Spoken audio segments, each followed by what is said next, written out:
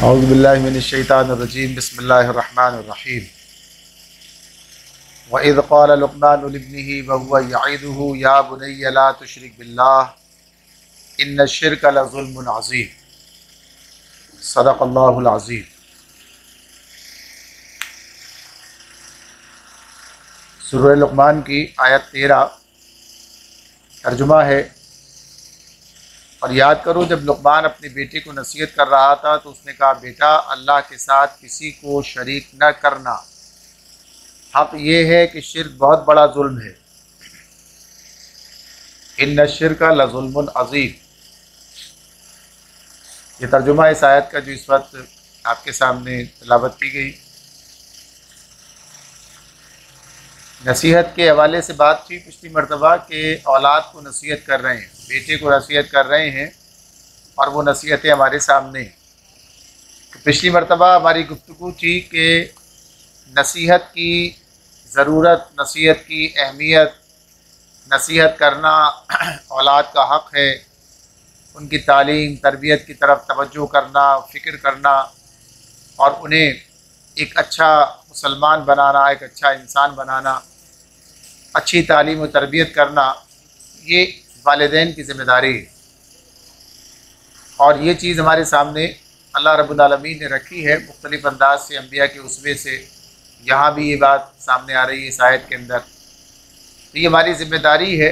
अब ये तालीम और तरबियत के हवाले से किन चीज़ों को फ़ौक़ियत हासिल है, किन चीज़ों की अहमियत ज़्यादा है, तरजीह किस चीज़ को देनी है, सबसे पहले क्या काम होना चाहिए, तो इस एतबार से अब यहाँ से हमारे सामने बात शुरू हो जाती है। तो ये बात अपनी जगह है कि सबसे बुनियादी चीज़, सबसे मुक़द्दम अक़ीदा होता है।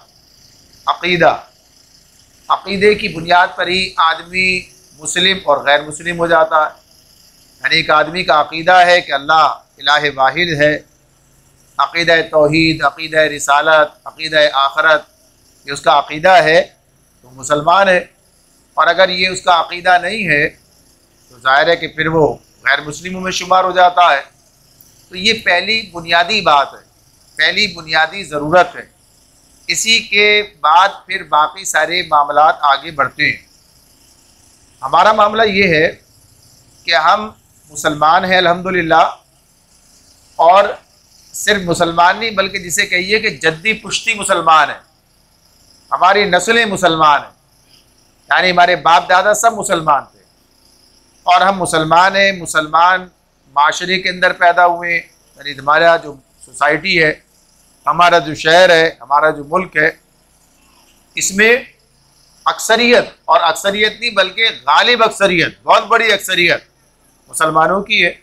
यानी अगर आप अपने महल्ले में गैर मुस्लिम को ढूंढना चाहें तो आपको मुश्किल पेश आएगी। यानी गैर मुस्लिम नहीं मिलेंगे, चंद एक आपको मिलेंगे कहीं। यानी मुसलमानों का मामला जो है वो हर तरफ, हर जगह आपको नज़र आएगा। आपके पड़ोस में, आगे पीछे, सब तरफ मुसलमान हैं, मस्जिदें हर तरफ, ये सब माहौल है। तो इस माहौल के अंदर हमें ये एहसास नहीं रहता, ये एहसास नहीं होता कि इस्लाम के बारे में जानना और इस्लाम के बारे में वाक़फ़ियत हासिल करना, या ये कि इस्लाम को, हमारे इस्लाम को कोई ख़तरा हो सकता है, कोई ख़तरा लाहक हो जाता है, या बिल्कुल महफूज है हर एतबार से। यानी ये चीज़ जो है हमारे जहनों के अंदर इस तरह नहीं आती, गौर नहीं करते और ये समझते हैं कि बहरहाल मुसलमान हैं, मुसलमान पैदा हुए हैं, मुसलमानी ज़िंदगी गुजार रहे हैं मुसलमान की हैसियत से, और इंशाअल्लाह मुसलमान ही मर जाएंगे।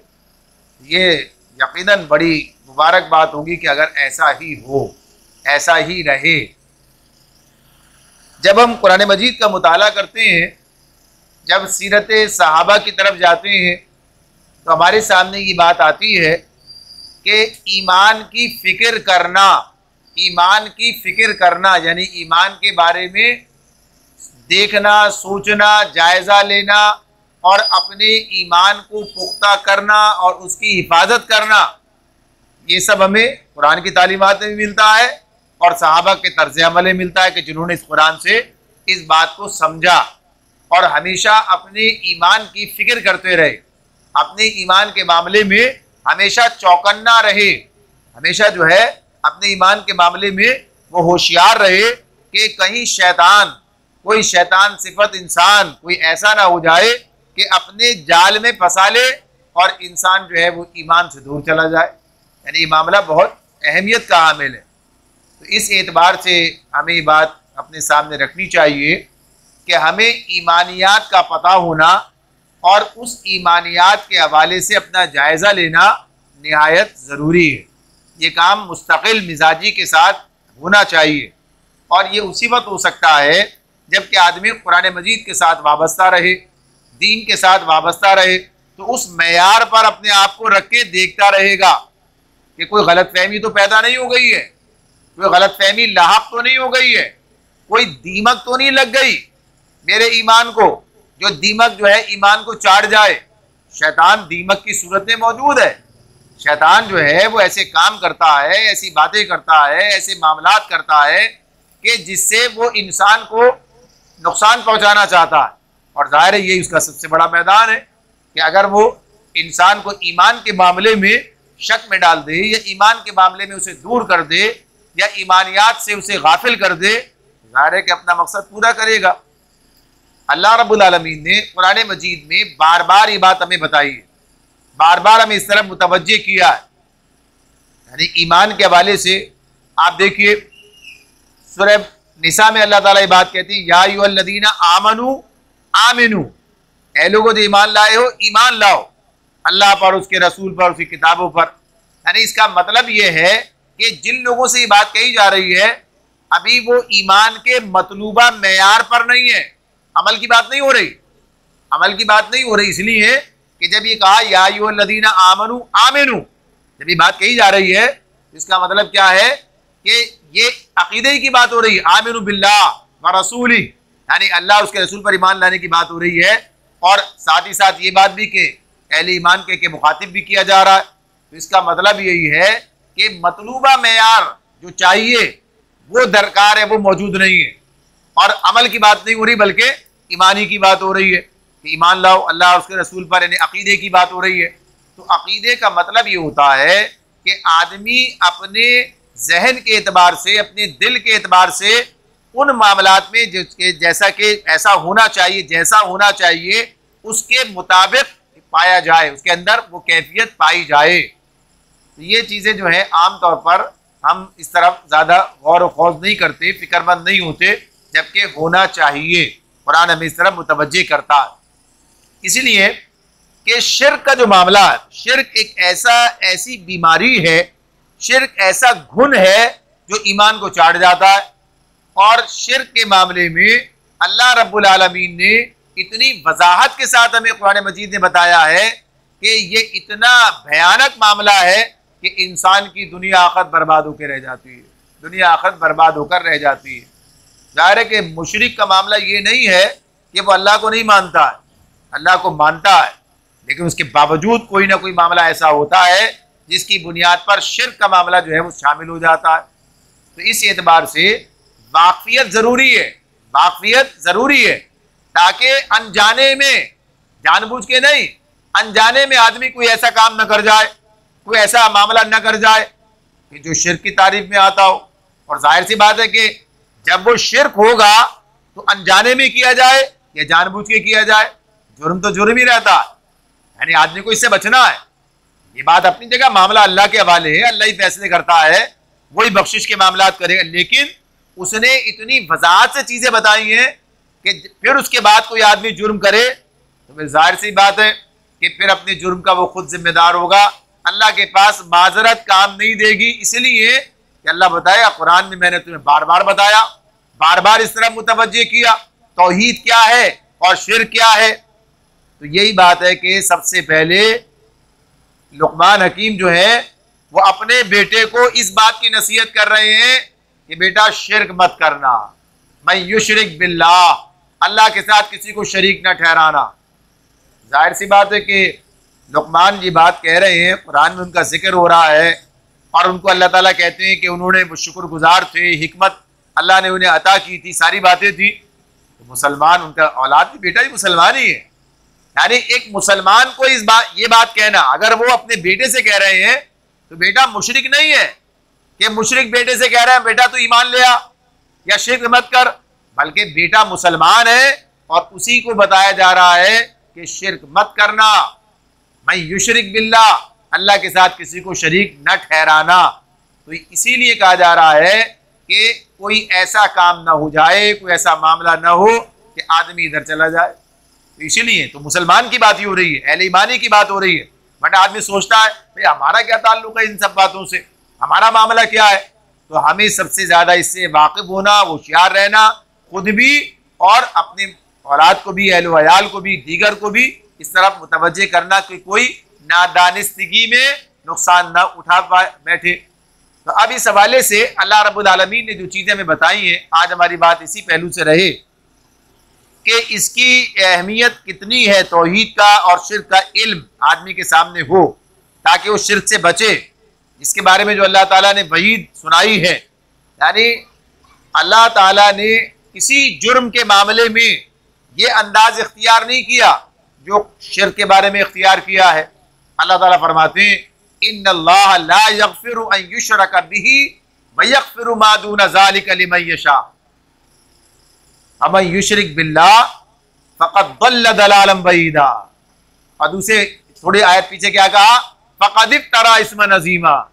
तो बात क्या हो रही थी, तर्जुमा क्या है, अल्लाह ताला फरमाते हैं बेशक बेशक अल्लाह ताला खुद ही कि इन्नल्लाह, बेशक अल्लाह, ला यग़फ़िरु अन युशरक बिही, अल्लाह ताला का ये फैसला है, सुना रहा है, दुनिया में सुना रहा है कि वो शिर्क को माफ नहीं करेगा, वो शिर्क की मग़फ़िरत नहीं होगी।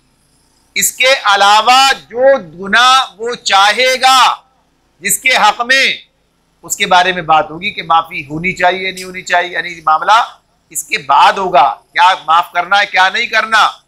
ये फैसला दुनिया में सुना दिया कि अगर कोई मुशरिक मर जाए, शिर्क की हालत में जान दे दे, तौबा न करे, बाज ना आए, तो अल्लाह ने इसके बारे में दुनिया में फैसला सुना दिया कि इसकी मग़फ़िरत नहीं है। जो कुरान मजीद में अल्लाह ताला बात कह रहे हैं और कहा है कि जो उसने शिर्क किया वो उसने एक बहुत बड़ा झूठ तस्नीफ किया। और दूसरी आयत के अंदर उसी मुकाम पर इसी आगे चंद आयत के बाद कहा कि वो गुमराही में बहुत दूर निकल गया। यानी शिर्क के नतीजे में आदमी की पूरी जिंदगी का मामला गलत रुख अख्तियार कर लेता है और वो सीधे रास्ते पर नहीं रह पाता, गुमराही की तरफ चला जाता है। तो ये मामला इसके अंदर कहा। अल्लाह ताला फरमाते हैं सूरह माइदा में फरमाया मैं युशरिक बिल्लाह फ़क़द हर्रमल्लाहु अलैहिल जन्नह व मअवाहुन नार। अल्लाह ताला फरमाते हैं कि जिसने अल्लाह के साथ किसी को शरीक ठहराया, अल्लाह ने उस पर जन्नत हराम कर दी और उसका ठिकाना जहन्नम। ये अल्लाह ताला बात कहते हैं। एक और मुकाम पर इस तरह भी कहा कि मुशरिक का जन्नत में जाना ऐसे ही इतना ही नामुमकिन है जितना ऊंट का सुई के नाके में से गुजरना। तो ये सब बातें कुरान बयान कर रहा है। क्यों कर रहा है? इसीलिए कर रहा है कि होशियार होना चाहिए आदमी। इतना बड़ा मामला, इतनी ख़राब सूरत हाल, तो आदमी को होशियार होना चाहिए, इस मामले में देखना चाहिए, जायज़ा लेना चाहिए। फिर इसी तरह नबी अकरम सल्लल्लाहु अलैहि वसल्लम से जब भी किसी ने पूछा, जब भी किसी ने वो यानी कबीरा गुनाहों के बारे में पूछा, तो सबसे पहली बात क्या बताई? अल्लाह के साथ किसी को शरीक करना। यानी गुनाहों की फहरिस्त में यही बात आएगी। और नेकियों की फहरिस्त में, यानी बड़ी बड़ी नेकियों की बात आए तो सबसे पहले क्या बात आएगी? अल्लाह का हक अदा करना। कभी उसे किसी चीज से ताबीर किया, कभी किसी से ताबीर किया, कभी इबादत से ताबीर किया, यानी अल्लाह से वाबस्ता होना। पहला काम ये कि आदमी शिर्क से बचे और अल्लाह के साथ वाबस्ता हो जाए, तौहीद इख्तियार करे। इसीलिए कुरान मजीद में जैसे सूरह निसा की आयत 36 है और भी बहुत सारे मुकामात हैं जहाँ ये तरतीब आती है, वाबुदुल्लाह वला तुश्रिकू बिही शैया व बिल वालिदैनि ihसाना, और अल्लाह की बंदगी करो, उसके साथ किसी को शरीक मत करो। पहला काम यही है। और उसके बाद ये बताया कि वालिदैन के साथ नेक सुलूक करो और दीगर सारे काम आगे पीछे बताए जाते हैं। तो हमेशा यही तरतीब हमारे सामने आती है। तो इसीलिए आती है कि आदमी इसको समझे, इख्तियार करे। तो इसीलिए ये बात ज़रूरी है कि हम इस बात को समझें, इस बात को जानें, ताकि गलत फहमी के अंदर ही सही नादानिस्तगी में ही सही कोई चीज़ ऐसी ना हो जाए कि जिसके नतीजे में आदमी शिर्क की तरफ चला जाए। उसे बचना है, हर हाल में बचना है। और आज जबकि सूरत हाल ये है कि हमारी बहुत बड़ी अक्सरियत कुरान से नावाकिफ़ है, कुरान से वाबस्ता नहीं है, कुरान पढ़ती नहीं है, कुरान पढ़े तो समझती नहीं है और समझने के तदब्बुर उस पर गौर नहीं करती है, लिहाजा उसके भटकने का इम्कान रहता है। तो बचने की बात है। तो जब शिर्क की बात आती है तो शिर्क में ये बात हमारे सामने रहनी चाहिए। दो बड़े मामलात हैं, दो बड़े मामलात हैं जिन्हें बस दो नशिस्तों में हम एक कुछ आज बात करेंगे, कुछ आइंदा करके बात मुकम्मल कर लेंगे कि जिसे हमने अपने सामने रखना है, अपने गौर करना है। इसके मामले में अल्लाह रब्बुल आलमीन के हवाले से यानी शिर्क के मामले में चार बातें अपने सामने रखनी। चार तरह से शिर्क का मामला होता है। अल्लाह की ज़ात में शिर्क, अल्लाह की सिफात में शिर्क, अल्लाह के हुकूक में शिर्क, अल्लाह के इख्तियार में शिर्क। चार बातें हैं, चार बातें हैं जिन्हें हमें अपने सामने रखना है। और जाहिर है कि अपनी औलाद को भी इसकी तालीम देनी है, बताना है, समझाना है, होगा तो बताएंगे। तो ये चार का उन्वान याद रखिए, इसी के अंदर सारी बातें हमारे सामने आ जाती हैं। तो सबसे पहली चीज़ क्या है? अल्लाह की ज़ात में शरीक करना। अल्लाह की ज़ात में शरीक करने का मतलब क्या होता है? यानी अल्लाह के लिए उस जैसा बेटा कोई समझना, जैसे ईसाइयों ने समझा, ईसा अलैहिस्सलाम को अल्लाह का बेटा करार दे दिया। फरिश्तों ये मुशरिकीन मक्का ये है, ये फरिश्तों को अल्लाह की बेटियां करार देते। तो गर्ज ये कि अल्लाह से, तो इसके लिए सूरह इखलास हमारे सामने, उसका हमारे लिए उसके लिए जो तालीम क्या है? कुल हुवल्लाहु अहद, कह दीजिए कि अल्लाह जो है वो यकता है। अल्लाह जो है यकता है, अकेला, कोई उसका शरीक नहीं है, यकता है। और फिर अल्लाह समद, अल्लाह बेनियाज है। लम यलिद वलम यूलद, न उसने किसी को जना न वो जना गया, यानी ना कोई उसका बाप है ना कोई उसका बेटा। यानी बात जो है इस एतबार से, और कोई उसका हमसर नहीं है। वलम यकुल लहू कुफुवन अहद। तो ये बात जो है ये सूरह इखलास हमें तालीम दे रही है किस चीज़ की? तौहीद की। और तौहीद के किस हवाले से बात हो रही है यहाँ पर? तौहीद यानी अल्लाह के ज़ात में कोई शरीक नहीं है, ज़ात में कोई शरीक नहीं है। तो इसमें ये चीज़ है, इसका एक पहलू कुफुवन अहद में, दूसरा पहलू भी थोड़ा सा आ जाता है कि सिफात की बात की उसकी तरह कोई नहीं है। लेकिन यहाँ पर बुनियादी बात क्या है? अल्लाह की ज़ात में शरीक करना, जैसे कि यहूदियों ने किया, ईसाइयों ने किया, मुशरिकीन ने किया। यहूदियों ने उज़ैर अलैहिस्सलाम को अल्लाह का बेटा करार दे दिया, ईसाइयों ने ईसा अलैहिस्सलाम को अल्लाह का बेटा करार दे दिया। मुशरिकीन की बात आई कि उन्होंने फरिश्तों को अल्लाह की बेटियां कहा। ये सब कुरान मजीद के अंदर अल्लाह ने बताया, ऐसा कहा उन्होंने। अब इस हवाले से जब हम अपना मुसलमानों का, मुस्लिम माशरे का जायजा लेते हैं तो अल्हम्दुलिल्लाह ये बात हमारे सामने है कि इस तरह का कोई शिर्क मुसलमानों में पाया नहीं जाता। इस तरह का कोई शिर्क मुसलमानों में पाया नहीं जाता कि अल्लाह की ज़ात में शरीक करार दिया जाए। ये जो कुछ ऐसे इक्का दुक्का बातें, कुछ फलसफे, कुछ शायरी सामने आ जाती है, तो इसकी उम्मत के मजमूए में कोई हैसियत नहीं है। यानी वहदतुल वजूद से और इससे वहदतुल शहूद से, इन सारे मामला से, तो गैर ये कि और फिर इसी तरह से ये गुलू के अंदर नबी अकरम सल्लल्लाहु अलैहि वसल्लम के हवाले से कि अल्लाह के साथ वाबस्ता, यानी उनके ज़ात का हिस्सा बना दिया जाए, यह अकीदा नहीं है। अमूमी तौर पर जो है मुसलमानों का, उम्मत मुस्लिमा का, सबका ये मामला जो है अपनी जगह पर है। अल्लाह की ज़ात में किसी को शरीक करार नहीं देते। तो ये मामला तो अल्हम्दुलिल्लाह अपनी जगह पर महफूज है। लेकिन दूसरा मामला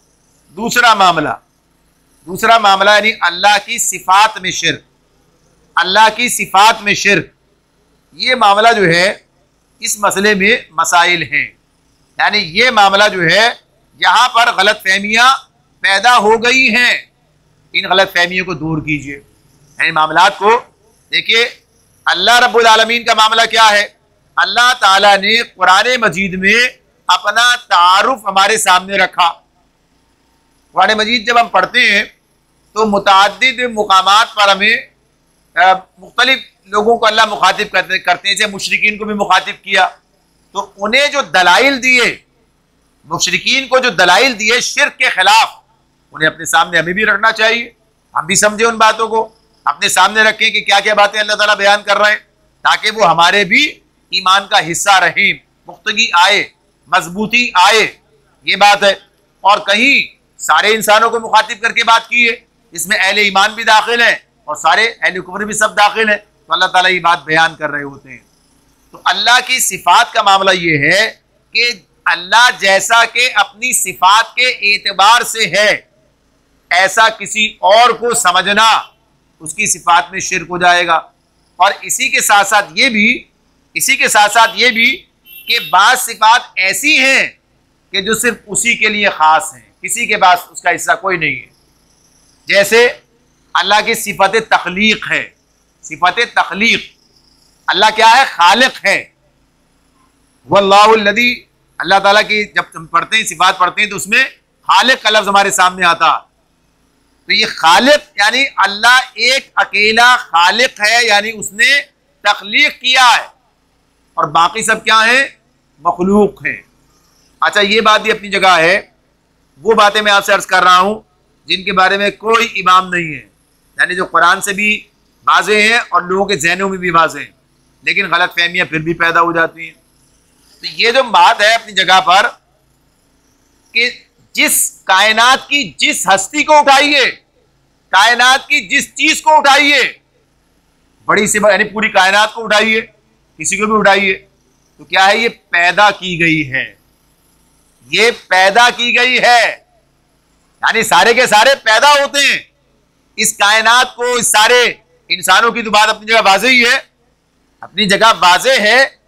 यानी आदम अलैहिस्सलाम से लेकर और आज हम तक और हमारे बाद भी जितने भी इंसान हैं सब पैदा हुए हैं, सब पैदा हुए हैं। सिर्फ एक आदम है जिनके बारे में अल्लाह ताला कहते हैं कि अल्लाह ने उन्हें इस तरह बनाया, पैदा अल्लाह ने उन्हें भी किया, इस तरह बनाया, मिट्टी से अल्लाह ने उनका पुतला बनाया, फिर इस तरह से उन्हें उनके अंदर रूह फूंकी, यानी सब अल्लाह उनका तो बताया ऐसे। बाकी सारे इंसान उसी फितरी तरीके से पैदा होते चले आ रहे हैं जो अल्लाह ताला ने मुकर्रर कर दिया।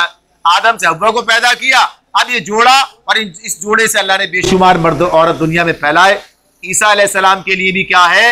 ईसा अलैहिस्सलाम भी माँ के बदन से पैदा हुए, यानी उनकी माँ है, माँ के बदन से पैदा हुए।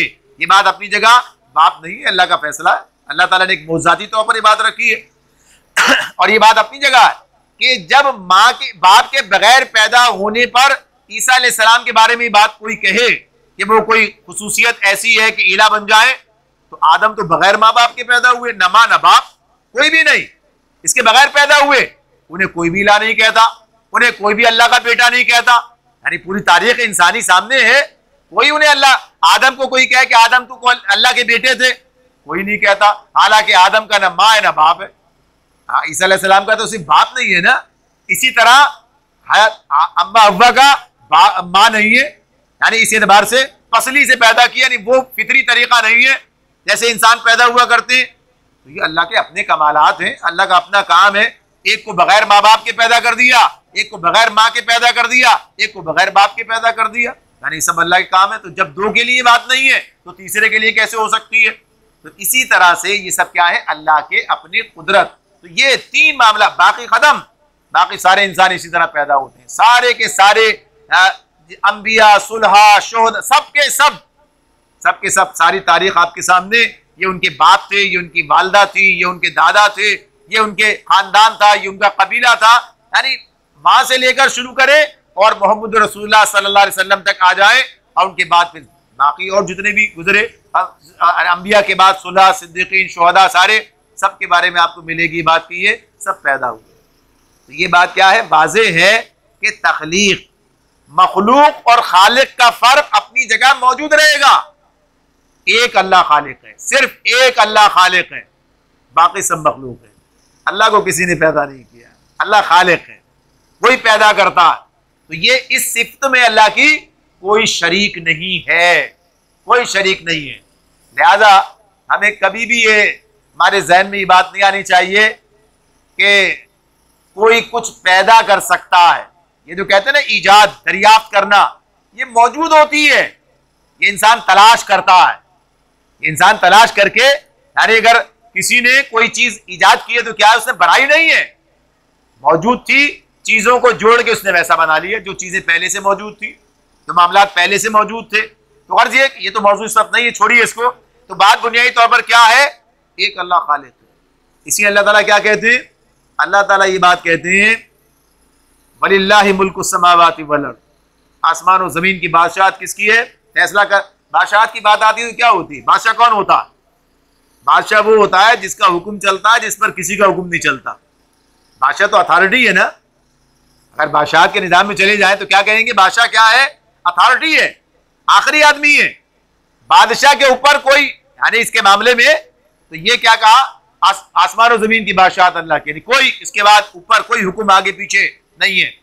यखलुकु मा यशा, जो चाहता है पैदा करता है, जो चाहता है पैदा करता है। यहबु लिमन यशाउ ज़ुकूर, अल्लाह ताला यहबु लिमन यशाउ इनासा व यहबु लिमन यशाउ ज़ुकूर औ युज़व्विजुहुम ज़ुकरानम व इनासा व यजअलु मन यशाउ अक़ीमा। अल्लाह ताला ये बात कहते हैं कि जिसे चाहता है बेटे देता है, जिसे चाहता है बेटियां देता है, जिसे चाहता है बेटे बेटियां मिला जुला कर देता है, जिसे चाहता है बांझ कर देता है। क्या अंदाज है ये, कुदरत। अल्लाह जानता है, ये आगे ये कहा कि अल्लाह इल्म भी रखता है, कुदरत भी रखता है, यानी उसे मालूम है क्या करना चाहिए, क्या होना चाहिए। यानी सब चीजें अल्लाह ताला ने एक सिस्टम, ताकि इंसानों के सामने अल्लाह की कुदरत का मामला मौजूद रहे। इंसान के इख्तियार में नहीं है, इंसान के इख्तियार में नहीं है, यानी इस मामले में कि वो कोई ऐसी चीज कर सके कि जो चीज अल्लाह रब्बुल आलमीन ने तय कर दी है उसे कोई तब्दील कर सके। एक बात और सुन लीजिए इसी मुकाम पर, गलतफहमी बाज़ औक़ात हो जाती है हिकायतों से, कहानियों से।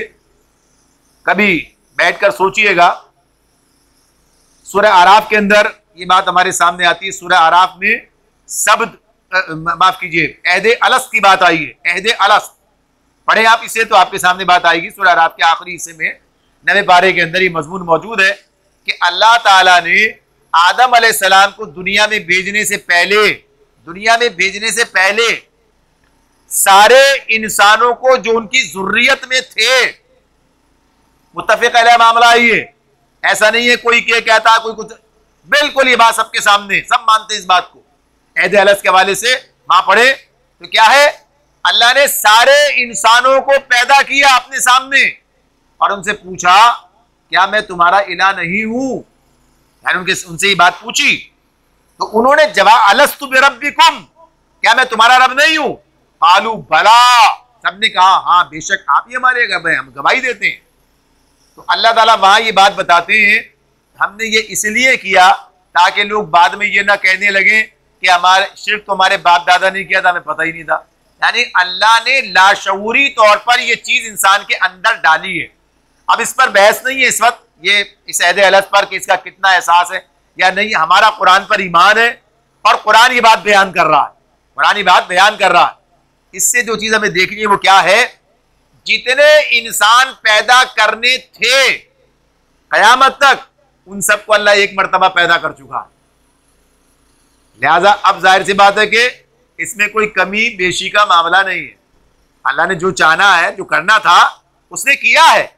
यानी अहद अलस के साथ ये बात मुकम्मल की है, हमें बताया है कि इतने थे या जितने भी थे। तो इस मामले में किसी का कोई इख्तियार, किसी का कोई मामला, कोई तब्दीली कर सके मुमकिन नहीं। इसीलिए क्या कहा, अल्लाह बादशाह, उसके फैसले आखिरी हैं, अटल हैं। तो ये तख्लीक का मामला है, सिफत की बात है ये। अच्छा एक और बात, उस पर बात हम अपनी करते हैं मुकम्मल। वैसे तो कुदरत की बात है, यानी कुछ सिफात ऐसी हैं जो कि खास हैं, खास हैं, यानी हर चीज की, जैसे इन्नल्लाह अला कुल्ली शैइन कदीर, अल्लाह हर चीज पर कुदरत रखता है। यानी अल्लाह की कुदरत का मामला, यानी उसके इख्तियार का मामला, उसकी कुदरत कैसी है, किसी को इस तरह का मामला नहीं है। किसी का मामला इस तरह का नहीं है कि वो कहे कि मुझे सब सारी चीजें, यानी जगह जगह इंसान की महदूदियतें सामने आती हैं। महदूदियतें यानी ये कर सकता हूं, ये नहीं कर सकता, ये कर सकता हूं, ये नहीं कर सकता, ये पता है, ये नहीं पता, ये इल्म है, ये इल्म नहीं है। यानी चीजें जो है अपनी जगह पर मौजूद है और इन सबको इस तरह से देखा समझा जा सकता है। इसलिए कहा है गौर करो, फिक्र करो, तदब्बर करो। यानी मामला इस एतबार से वाज़ेह किया गया है। तो ये चूंकि अल्लाह रब्बुल आलमीन अजल से अबद तक, अच्छा अजल और अबद का लफ्ज क्या है? ये हमारा है, हम नहीं जानते अजल क्या होता है, हम नहीं जानते अबद क्या होता है। हमारे दिमाग में इस खोपड़ी में सारी चीजें आ नहीं सकती। इसलिए क्या कहा? बस इतना कह के छोड़ दो, हुवल अव्वल वल आखिर, पहला भी वही आखिर भी वही। अब कैसा पहला कैसा कुछ नहीं पता, बस यही कि वही है। यानी अल्लाह के मामले में इंसान उस मुकाम तक नहीं पहुंच सकता जहां अल्लाह की पूरी बात उसकी समझ में आ जाए, इसलिए कि अकल महदूद है। अकल क्या है? महदूद है, और अल्लाह लामहदूद है। महदूद में लामहदूद नहीं आ सकता, महदूद के अंदर लामहदूद नहीं आ सकता है। तो इस एतबार से क्या चीज है ये? अल्लाह पाक है, सुभान अल्लाह, इसीलिए हर महदूदियत से पाक है। यानी अल्लाह की सिफात, ये जो अल्लाह से मोहब्बत की बात है, अल्लाह से ताल्लुक की बात है, अल्लाह के साथ वाबस्तगी की बात है, अल्लाह पर तवक्कुल की बात है, ये उसी वक्त मुमकिन है जब अल्लाह से वाकफियत किसी ना किसी दर्जे में हो, पता चले अल्लाह, अल्लाह की हस्ती। इसीलिए तो अल्लाह ताला कहते हैं अलैहिस्सल्लाहु बिकाफिन अबदा, कि अल्लाह अपने बंदे के लिए काफी नहीं है। यानी अल्लाह को छोड़कर इधर उधर भटकना बुनियाद क्या है? भाई देखिए, शिर्क की बुनियाद होती है ना, मेरा काम इनसे नहीं बनता तो इधर जाता हूं, इनसे नहीं बनता तो इधर आता हूं। और जब आखिरी अथॉरिटी मेरे कब्जे में हो, यानी मेरा आखिरी जो है यानी अल्लाह ही है, और सारे मामलात, और 5 मरतबा बुलाता, और हर मरतबा दुआएं, हर मरतबा उसके सामने खड़े होकर कि हम तो तेरे, हम तुझसे वाबस्ता, इय्याका नअबुदु व इय्याका नस्तईन, हम तेरी इबादत करते, तुझी से मदद मांगते। हर मरतबा आके बार बार क्यों कह रहे हैं ना उसी से, तो क्या वो झटक देगा? क्या वो धुतकार देगा? वो कहता है वक़ाल रब्बुकुम उदऊनी अस्तजिब लकुम, सूरह मोमिन। क्या कह रहे हैं अल्लाह ताला? आयत 60 देखिए जाके। अल्लाह ताला नबी सल्लल्लाहु अलैहि वसल्लम से कह रहा है, इनसे कहिए, इन्हें इंसानों को बताइए, सारे इंसानों को, तुम्हारा रब कहता है, अल्लाह खुद कह रहा है, अल्लाह खुद कह रहा है, वक़ाल रब्बुकुम उदऊनी, अल्लाह ताला कहता है मुझे पुकारो, मुझसे दुआ करो, अस्तजिब लकुम, मैं तुम्हारी दुआएं कबूल करूंगा। अल्लाह ताला ये बात कह रहे हैं। अल्लाह ताला जब वो कह रहा है, फिर कैसी गलतफहमी का मामला है? जब इंसानों से कहिए तो नहीं कहा, किसी और से बात हो रही है। सूरह बकरा की आयत 186 लीजिए। अल्लाह ताला कहते हैं वइज़ा सअलका इबादी अन्नी फइन्नी करीब उजीबु दावतद दाई इज़ा दआन फलयस्तजीबू ली वलयुमिनू बी लअल्लहुम यरशुदून। क्या कहा? अल्लाह ताला कहते हैं और मेरे बंदे जब तुमसे मेरे बारे में पूछे, वइज़ा सअलका, सवाल करना, साइल, सअलका इबादी, मेरे बंदे, अन्नी, मेरे बारे में, तो क्या जवाब दो? फ़इन्नी करीब, उन्हें बताओ कि मैं उनसे करीब हूं। फ़इन्नी करीब, मैं उनसे करीब कौन होता है? करीब तो आप करीब में कहीं जाने की जरूरत नहीं, करीब है। करीब का मामला क्या होता है? कुर्ब, और ऐसा कुर्ब कि जिसके अंदर दूरी का कोई तसव्वुर ही नहीं है। अल्लाह ताला क्या कहते हैं? नाहनु अक़रबु इलैहि मिन हब्लिल वरीद। देखिए, कुरान पढ़े तो पता चलता है अल्लाह की बात, अल्लाह ताला की कुदरत, अल्लाह की हिकमत, अल्लाह की बंदे से चाहत, मोहब्बत, अल्लाह का उस पर फजल और करम। क्या कहा है? नाहनु, अल्लाह ताला अपने बारे में कह रहे हैं अक़रब। अक़रब क्या होता है? एक करीब है ना, ये कुर्ब, इसी से अक़रब है। अक़रब के बाद कुछ भी नहीं है। अक़रब सबसे ज्यादा करीब, इसके बाद कुछ नहीं है। अक़रब जो है, जैसे अकबर, अल्लाह अकबर है, अब उसके बाद कोई बड़ाई नहीं है, अकबर। तो ऐसी क्या बात हो रही है? अक़रब, नाहनु अक़रबु इलैहि मिन हब्लिल वरीद, हम तुमसे तुम्हारी रगे जा, यानी इंसान की जान जो है रगे जा से ज्यादा करीब है, अक़रब है। इससे ज्यादा क्या बात हो सकती है? यानी इससे ज्यादा कोई एहसास दिलाना अल्लाह की माइयत का, अल्लाह की कुर्बत का। आदमी जब चाहे अल्लाह को पुकारे, जहां चाहे अल्लाह को पुकारे, जहां चाहे अल्लाह से मुखातिबत हो जाए, यानी करीब। तो ये बात तो अल्लाह ताला खुद कहते हैं, जब मेरे बंदे तुमसे मेरे बारे में पूछे तो उन्हें बताओ फ़इन्नी करीब, मैं उनके करीब हूं, उजीबु दावतद दा इज़ा दआन, जब वो मुझे पुकारते हैं मैं उनकी पुकार सुनता हूँ, मैं उनकी पुकार का जवाब देता हूँ। उजीब क्या होता है? इसी से मुजीब होता है, अल्लाह की सिफत है, और इसी को कहते हैं मुस्तजाब दावत, यानी जो दुआएं कबूल कर जिनकी होती हैं। तो क्या है? मैं तुम्हारी दुआएं कबूल करता हूँ, कबूल करता हूँ। उजीब दावत दाई इज़ा दआन। फिर अल्लाह ताला बंदों से कहते हैं फल यस्तजीबू ली, बस उन्हें भी ये चाहिए कि वो भी मेरी बात माने, उन्हें भी चाहिए कि वो भी मेरी दावत कबूल करें। आप ये देखिए, ये भी कैसी अजीब बात है। आमतौर पर दुआ के मामले में ये पहलू हमारी नजर से उजल होता है। आयत 186 सूरह बकरा जाके खुद देखिए क्या बात हो रही है। अल्लाह ताला कहते हैं कि मैं करीब हूं, जब पूछे उन्हें बताओ, जब तुम मांगते हो दुआ मुझसे मांगते हो तो मैं तुम्हारी पुकार सुनता हूं, जवाब देता हूं, कबूल करता हूं। तुम्हें भी चाहिए कि मेरी दावत कबूल करो, मुझ पर ईमान लाओ। आज हमारी कैफियत क्या है? ये बात अलग से आ रही है दरमियान में। आप देखिए हमारी कैफियत क्या है। हम में से हर आदमी ये चाहता है अल्लाह मेरी बात माने।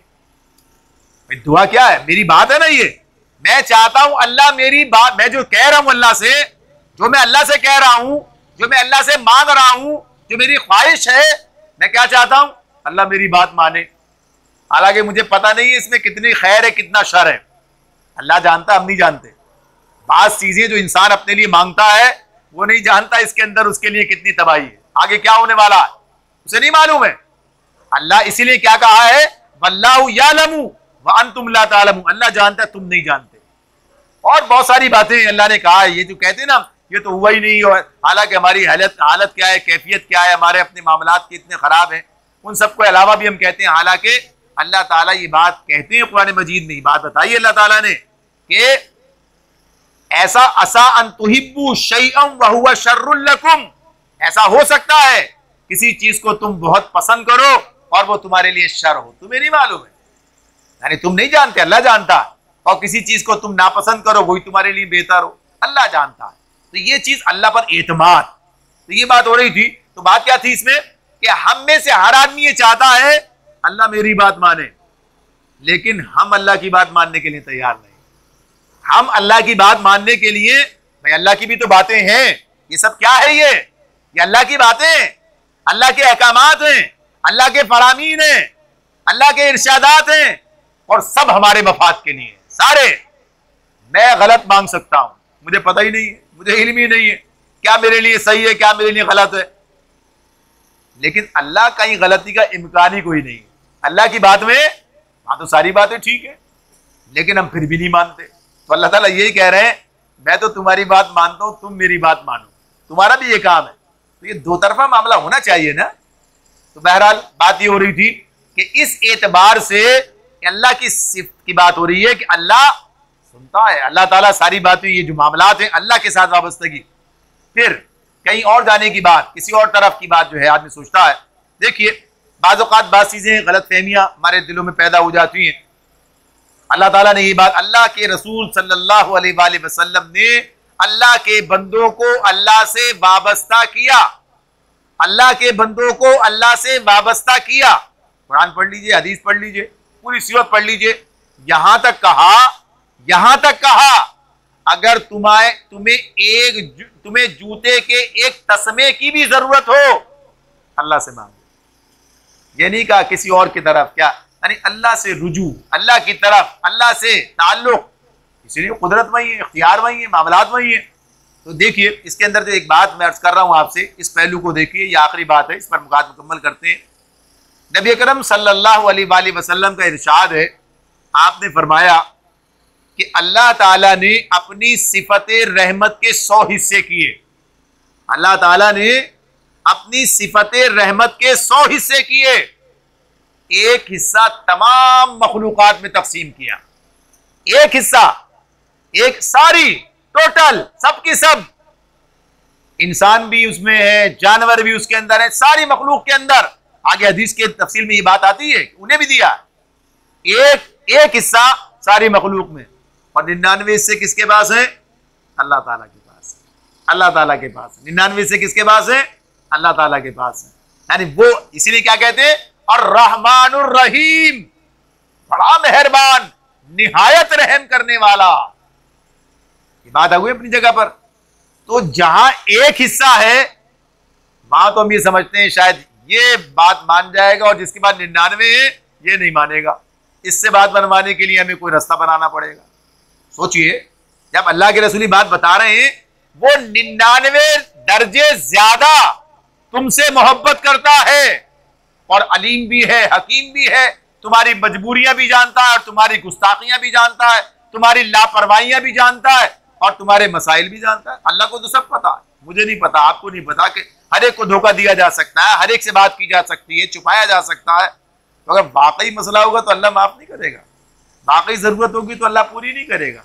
वाकई मामला जो इंसान समझता नहीं है, जानता है। तो अल्लाह की मोहब्बत, और ये बात तो और ज्यादा सुनी होगी आपने कि 70 माह से 70 माहों के बराबर। तो ये क्या चीज है ये? तो इसीलिए ये एतमाद कि अगर कुछ हो सकता है तो वहीं से हो सकता है, उधर ही जाना। इसीलिए क्या बात बताइए कि अल्लाह की सिफत, अभी सिफत है ना, सिफत रहमत, अगर आदमी से वाकिफ होगा तो जाहिर सी बात है कि फिर वो इस मामले में किसी गलतफहमी का शिकार नहीं होगा। फिर तवक्कुल किस पे करेगा, भरोसा किस पे करेगा? ताकत भी वही है, इख्तियार भी वही है, कुदरत भी वही है, रहम भी वही है। रहम इख्तियार भी, एक तो ये होता है ना, बात चाहता तो मगर मैं क्या करूं, मेरे बस में नहीं है, चाहता हूं मेरे बस में नहीं, जाहिर सी बात है कि ये, लेकिन वहां चाहने के अलावा बस भी वही उन्हीं का चलता है, यानी सब कुछ वही है, सब कुछ वही है। तो इस एतबार से ये चीजें, इनका इल्म, इनका तसव्वुर, इनका एहसास, इनका ख्याल, ये सब चीजें जरूरी हैं, ये सब चीजें जरूरी हैं। मोहम्मद रसूलुल्लाह सल्लल्लाहु अलैहि वसल्लम ने खुद भी पूरी जिंदगी अपनी जिस तरीके से अल्लाह रब्बुल आलमीन के साथ ताल्लुक, वाबस्तगी, इन्हिसार, यानी तवक्कुल जिसे कहते हैं ना, इन्हिसार, तवक्कुल का एक तर्जुमा इन्हिसार भी होता है। इन्हिसार यानी किस पर आप इन्हिसार करते हैं, आप पर इन्हिसार करते हैं, मुनसिर है सारा मामला इस पर, अल्लाह पर इन्हिसार किया, अल्लाह पर किया, पूरी दुनिया से लड़ने के लिए तैयार थे अकेले, अल्लाह के मदद, अल्लाह की नुसरत, अल्लाह के इसके बुनियाद पर। तो ये कहा है अल्लाह ताला ने जब ग़ज़वा उहुद के अंदर मसला पैदा हो गया था अपनी गलती की वजह से, अपनी गलती से, तो अल्लाह ने उसके बाद क्या कहा था? इन यंसुरकुमुल्लाहु फला गालिब लकुम, अगर अल्लाह तुम्हारी मदद करे कोई तुम पर गालिब नहीं आ सकता, अल्लाह तुम्हारी मदद करे कोई तुम पर गालिब नहीं आ सकता। व इन यग़्ज़ुलकुम फमन ज़ल्लज़ी यंसुरुकुम मिन बादिह, और अगर अल्लाह तुम्हें छोड़ दे, अल्लाह के बाद कोई नहीं कि जो तुम्हारी मदद कर सकता है, तुम्हें थाम सकता हो तुम्हारे। तो अल्लाह ताला जो है, इसके बाद अल्लाह ही है जो तुम्हें, तो अल्लाह मदद करे तो कोई गालिब नहीं आ सकता। तो इसलिए आदमी को अपने आप को अल्लाह की मदद का मुस्तहिक बनाना, अपने आप को वहां तक लेके जाना। आज अगर ये हालात है तो वजह क्या है? वजह ये है कि हमने अपने आप को अल्लाह की रहमतों से दूर कर दिया है। हमारे आमाल, हमारे मामलात, अल्लाह से हमारे ताल्लुक की बात, तो नतीजा ये है, नतीजा ये आज जो कैफियत हैं, जो सूरत हाल है जिसके अंदर हम मुब्तला हैं, जिन मुश्किलात का हम शिकार हैं, अल्लाह ताला ये बात कहते हैं, इन यमसस्कल्लाहु बिदुर्रिन फला काशिफ लहू इल्ला हू, अल्लाह किसी मुश्किल में डाले, कोई नहीं जो तुम्हें इस मुश्किल से निजात दिला सकता हो। यानी अल्लाह ताला ये बात कह रहे हैं हमारे सामने, और अगर अल्लाह तुम्हें किसी खैर से बहरामंद करना चाहे तो कोई नहीं जो उस खैर को तुमसे रोक दे। आज जो सूरत हाल है, आज हम देखें क्या कैफियत है, हमारे मुल्क की क्या सूरत हाल है।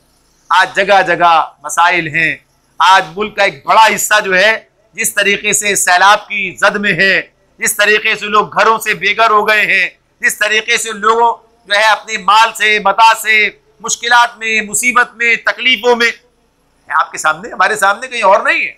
आजकल तो ये सारा मामला सोशल मीडिया के जरिए से खबरें आगे पीछे, तस्वीरें और उसके साथ क्लिप्स और सारे हर चीज सामने आती है, देख रहा होता आदमी। तो पहली चीज क्या होनी चाहिए? अल्लाह का शुक्र इस पर कि उसने हमें इस आजमाइश या तकलीफ या मुसीबत या तंबी से महफूज रखा है ना। ये बात अपनी जगह पर, ये बात अपनी जगह पर है। तो कोई क्या मतलब है? क्या वो समझते थे ऐसा हो जाएगा? कोई नहीं समझता था कि ऐसा हो जाएगा। अगर समझते होते तो फिर जाहिर सी बात है कुछ कर रहे होते। तो गर्ज ये कि करके भी पता नहीं चलता।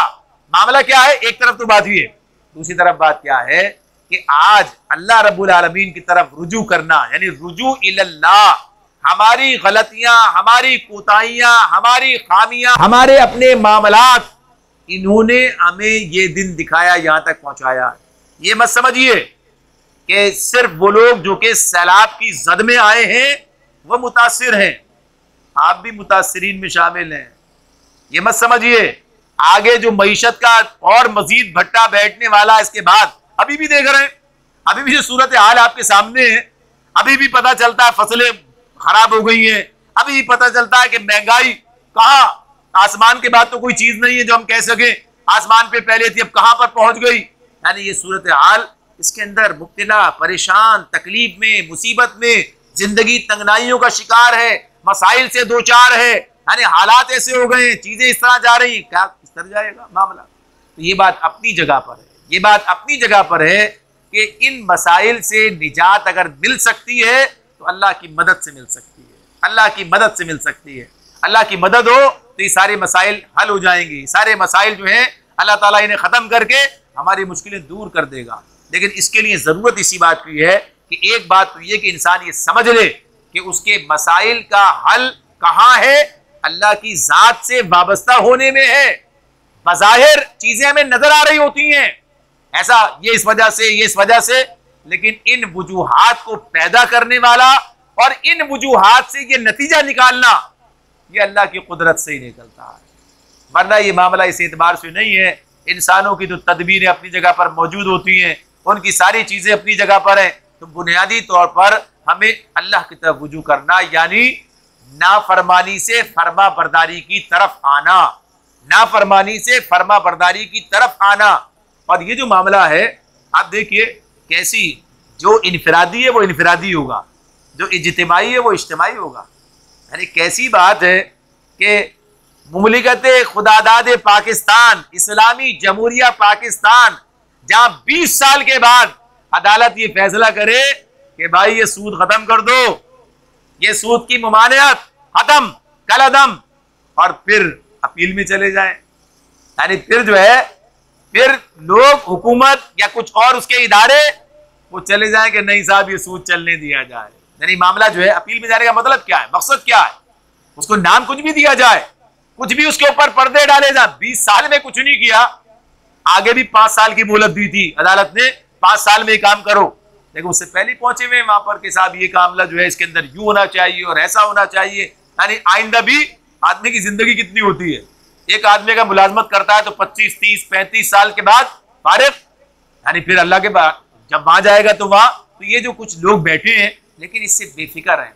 तो जहां ये सूरत हाल हो, और ये ना समझिए, बाद लोग ये बात भी कहते और सुनते सोचते हैं, और ये बात सुनने में आती है कि लोग कहते हैं कि जनाब जुल्म तो वो कर रहे हैं और मजलूम पिस रहा है। ये गलत फहमी है, मजलूम तो जो पिस रहा है सो पिस रहा है, इसलिए कि मजलूम का भी कुछ ना कुछ हिस्सा है, यही अभी, यानी सारे मामलात सारे ऊपर तक, हाथ से नीचे से ऊपर तक लेके जाते। लेकिन दूसरी तरफ मामला क्या है, अंदाजा नहीं है आपको। यानी इन लोगों के साथ जो मामलात हैं, जो इनके मसाइल हैं, जो इनके दुख हैं, जो इनकी टेंशनें हैं, जो इनके मामलात, अंदाजा नहीं है, अंदाजा नहीं है। अंदाजा जब होता है जब आदमी उससे वाकियत हासिल करता है, तब पता चलता है कौन कितने पानी में है। और हम समझ रहे हैं क्या बात है साहब, फरावानी फरावानी है, लेकिन ये फरावानी खुद अपने साथ कितने मसाइल लेकर आई है, कितने दुख लेकर आई है, कितने मामलात जो है जिसे फ्रस्ट्रेशन कहिए, रिजाइयत, वो लेकर आई है, अंदाजा नहीं है, अंदाजा नहीं। अमन चैन से महरूम और आखिरत वैसी बर्बाद। और ये बात भी अपनी जगह है, ये जो लोगों का, इस पर हम परसों बात कर रहे थे पीर के दर्स में, ये बात हुई, लेकिन ये बात अपनी जगह पर है कि मर जाना ये तो अल्लाह का फैसला, मर तो आदमी कहीं भी जाएगा, इसकी मौत आई है तो मरेगा, इसका मसला नहीं होता है। मसला जो होता है ये मामला कैसे मरे, कहाँ मरे, किस रास्ते मरे, आगे क्या होगा। असल मामला ये है कि जो बड़े बड़े मुजरिम हैं इतनी आसान मौत नहीं मरेंगे। अल्लाह रब्बुल आलमीन दुनिया में भी हिसाब करता है, दुनिया में भी हिसाब लेता है, और मिसालें आपके सामने फैली हुई हैं, आप इधर उधर देख सकते हैं कि लोग किस तरह अपनी आखिरी उम्रें जो है जिसे कहते हैं कि एड़ियां रगड़ रगड़ के गुजार रहे हैं, जरा सा आंखें खोल के देखिए तो सब नजर आता है। अल्लाह रब्बुल आलमीन हमें इससे महफूज रखे और अपनी ज़ात से हमें वाबस्ता होने की तौफीक अता फरमाए, अपनी जिम्मेदारी पूरी करने और अपने बच्चों की तरबियत और उनकी तालीम और उनको इस रुख पर लेकर आना और उनको दीन से अल्लाह से वाबस्ता करने की कोशिश जारी रखना, इसकी हमें तौफीक अता फरमाए। इंशाअल्लाह अगली मरतबा में शिर्क का बकिया हिस्सा मुकम्मल करके इस बात को मुकम्मल कर लेंगे। अल्लाह ताला हमें समझने और अमल करने की तौफीक अता फरमाए।